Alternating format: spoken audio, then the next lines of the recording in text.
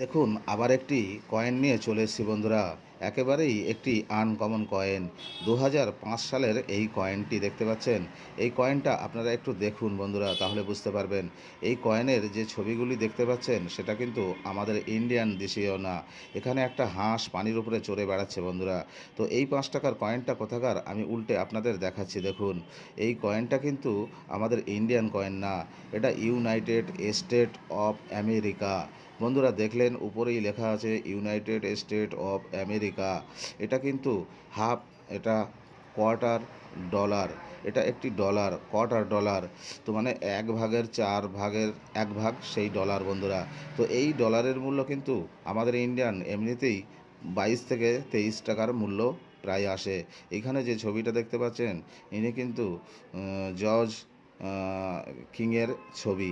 তো এই কয়েনটা যদি আপনাদের কাছে থাকে তাহলে রাখবেন অবশ্যই।